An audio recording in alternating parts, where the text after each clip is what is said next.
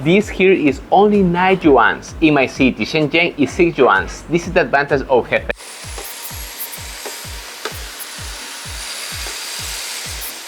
¿Qué tal? ¿Cómo están? Hi, sorry, I started with the Spanish. Look, I am now in the USTS, University Science and Technology of China. I am just in the middle, you can see this is the middle. It's just a park, then you have the university, then here you have a museum, and this is one of the top universities in engineering in China. And what about this? They started in Beijing, and then from Beijing they moved to Hefei, because Hefei, they told me for political reasons. It's like something that's happening now in the United States. I don't really understand this part, I don't want to talk about this part, but they are here. They have one of the top scholars. And also, the most interesting part is that building. You can see that building over there. This building has the future talents. They are just 12 years old, 13 years old, and they're already at the university. Why? Because you need to nurture those talents. They are the future. They can develop new technologies. And most of these came here to China, especially to this university. As you can see here, there's many young people coming here. Let me look. They're like young people just coming here. They're from high school. They came here to see the future because all the people want to be in this university, especially for technology. And I am in this conference these days, and now I will tell you a little more about the conference. What was the topic about? But imagine, what will you do? This is the question. What will you do? If your kid is 12 years old and he's already a genius, will you send to these kind of universities for top performance, or will you prefer just to be like a regular guy? What will you choose? Put in the comments.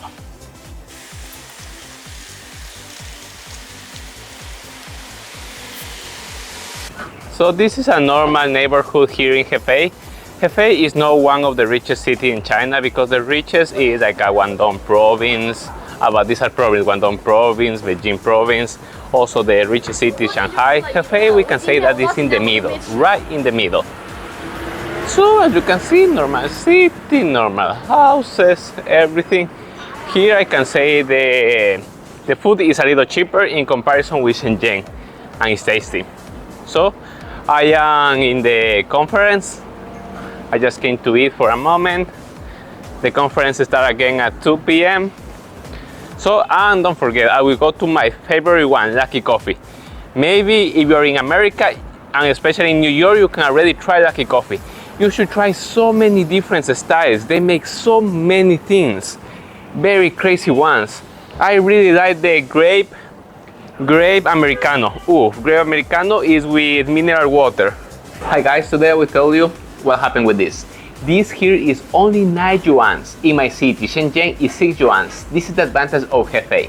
Also the food, as you can see, is many different food. And also, I can say, is 20 to 30% cheaper than Shenzhen. I was thinking this was only this part. Also, if you are from America and Europe, you will not like this taste. But I am from Latin America, so I like this. This is like inside the pork, inside the cow. And this is like a special noodle. You can see this like a rice noodle. Someone told me that you eat rice is like 2 carrots at the same time, but it's true. You can go to Italy. When you go to Italy, you will see all the Italians are fit and they are eating rice all the time. So guys, after this I will go to the conference. This is just a small break, and research hard, come to China to study, think about this. Now it's coffee time. Now in China they're still drinking a lot of coffee, especially Lucky Coffee, because they make many mix, like they mix with grapes, or they have like all of these kind of mixes.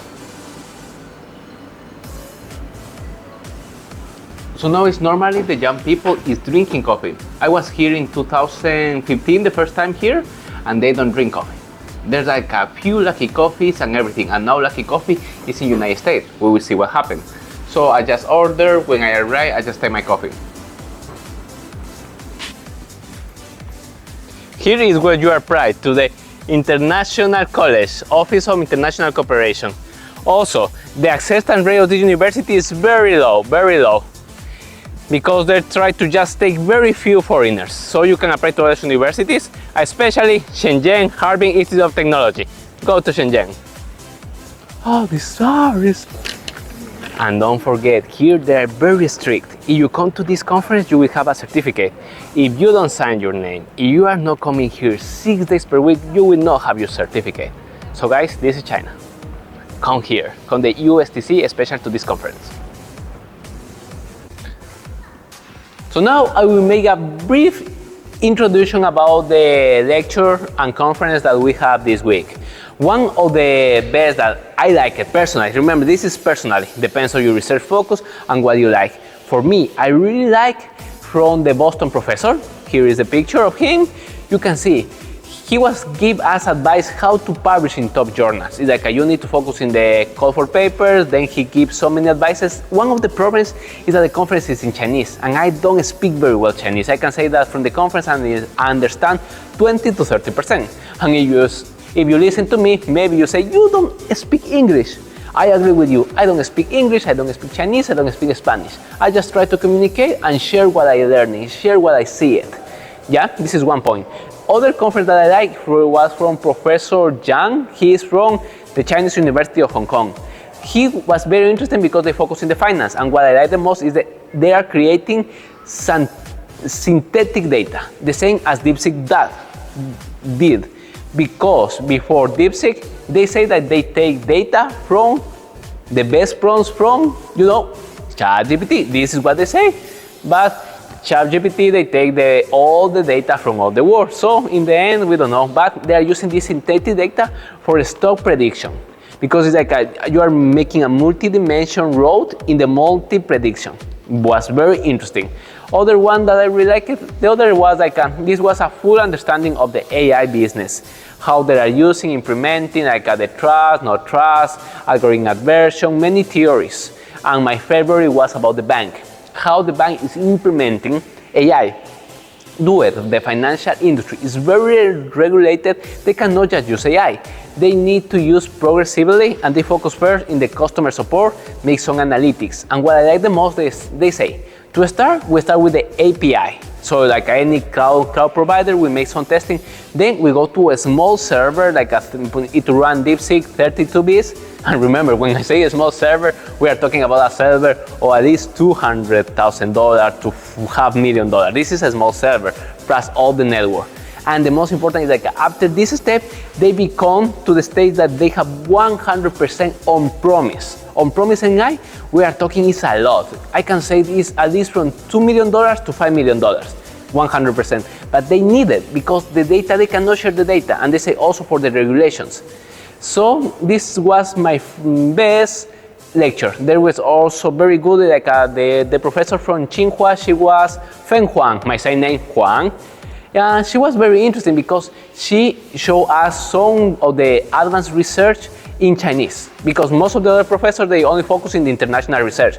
But she focused in the Chinese and the international. And in my case, it's very interesting because I don't have too much access to the international, to the Chinese research. So she was very interesting too. And we still have 2 days. We have just 1 day, and the best thing is tomorrow. And yesterday we had also a meeting that we can share with other people our thoughts and our research methods, theories, and so on. So it's very good. Here you can make networking, but the networking with Chinese sometimes is very hard. I just told you. Most of them, they are introverts. They are so smart, they can write, but to share the ideas, especially in English, because it's different. You start speaking English, they like When they start speaking Chinese, blah, blah, blah, blah, blah, blah, blah, blah. Yeah, it's different. It's like this is the language barrier. But I still doing networking. I try to understand a little more research here, and especially from this university, understand what is the beauty of this. And don't forget, think about it. Maybe you can come to see what is the development of China, what is the research of China, how it's going here. As I told you before, there are here in this university are the genius of China. So you can apply, you can come here, and especially apply to Harbin Institute of Technology. So guys, click the link below, apply to Harbin Institute of Technology, and we can see each other in this kind of conference. And the best, now I am talking. The next time I want you to talk about the conference in China, you should do this too. So guys, see you around. So this is the best moment of my day. Lucky coffee time. coffee, please. I need coffee. Where is coffee? Where is Lucky Coffee? Look, here I already ordered, so I just go and take it. No more. Nothing else. Oh, it's more. Where is? Here. So I have, this is my QR. You can take my QR, no problem, because I will take it before you. It's right there.